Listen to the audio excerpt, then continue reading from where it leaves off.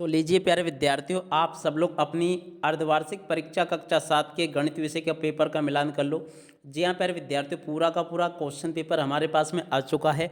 और आज आपका जो पेपर हुआ ना गणित विषय का, वो पेपर आपका कितना सही हुआ, कितना आपसे गलत हो गया, आप सब लोग अपने पेपर का मिलान कर लो, जिससे कि आप सब लोगों को पता चल सके कि आपके कितने नंबर के क्वेश्चन सही हो गए हैं। तो देखिएगा, पेपर आपका कुछ इस प्रकार का बनकर आ रहा है। आप सब लोग यहाँ से इसको पढ़ देख और समझ सकते हो। राज्य शिक्षा केंद्र के द्वारा जो आपकी अर्धवार्षिक परीक्षाएं आयोजित करवाई जा रही है कक्षा 7वीं के लिए, ये पूरा का पूरा क्वेश्चन पेपर है, जो कि आपका 60 अंकों का था और समय आपके पेपर के लिए 2.5 घंटे का दिया जा रहा है। अब चलो हम एक एक क्वेश्चन को देखते हैं और इनके आंसरों का मिलान करते हैं। तो देखिएगा, पहला यहाँ पर आपको निर्देश पढ़ लेने थे और निर्देश के बीच में ही प्यारे विद्यार्थियों देखिएगा, यहाँ से आपके पेपर की शुरुआत होती है। प्रश्न नंबर 1 कहता है, -3 में कौन सा पूर्णांक जोड़ने पर योगफल -3 ही होगा। तो देखो प्यारे विद्यार्थियों, यहाँ पर इसका राइट आंसर 0 आ जाता। अब इसके बाद में अगले क्वेश्चन को देखते हैं। क्वेश्चन लिखा है, देख सकते हो यहाँ पर जो क्वेश्चन दिया गया ना, इसको आप लोग देख लीजिएगा और पूरा का पूरा इसको समझ लीजिएगा। क्या लिखा है, 2/3 प्लस 1/6 का मान होगा। तो देखिएगा प्यारे विद्यार्थियों, यहाँ पर अगर हम इसका मान देखें तो कितना आ जाएगा, आप स्वयं इसको हल करके देख सकते हो।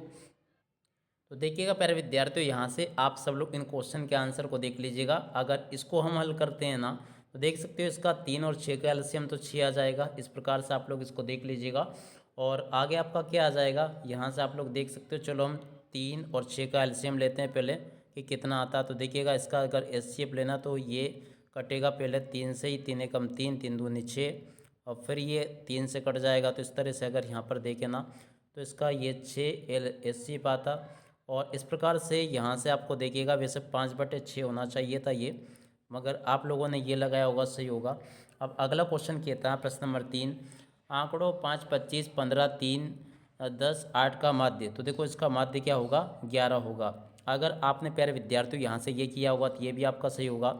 अगला क्वेश्चन कहता है, दो संपूरक कोणों की माप का योग। तो देखो 180 डिग्री, अगर आपने ये किया होगा तो ये भी आपका एकदम सही है।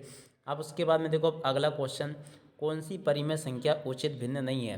तो देखो प्यारे विद्यार्थियों, अगर आपने ये वाला कर दिया होगा तो ये भी आपका सही होगा। इसके बाद में देखो प्यारे विद्यार्थियों, यहाँ से आप सब लोगों को इन क्वेश्चन के आंसरों को देख लेना है। प्रश्न नंबर 6 कहता है, 1/4 का 1/4 भाग। तो देखो यहाँ पर 2 बार 1/4 हुआ, 1/4 ये और 1/4 ये।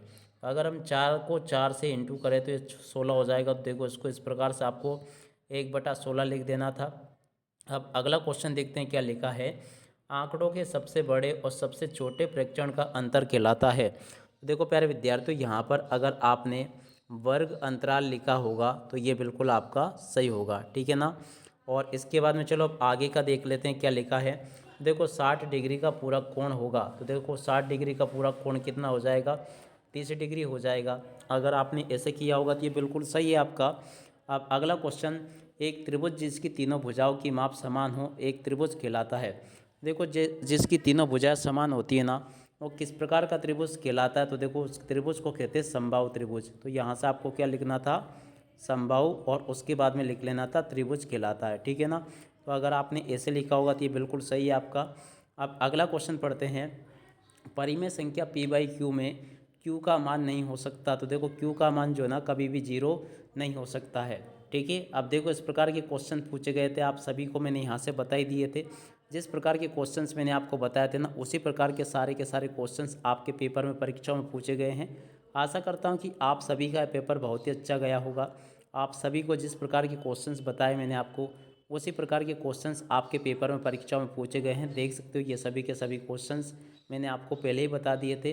अब आपका जो अगला पेपर है ना, उसके लिए भी वीडियो आ चुका है, आप सब लोग उस वीडियो को भी देखकर तैयारी कर लेना। अब इसी के साथ में इस वीडियो को यहीं पर पूरा करते हैं। नमस्कार, जय हिंद, जय भारत।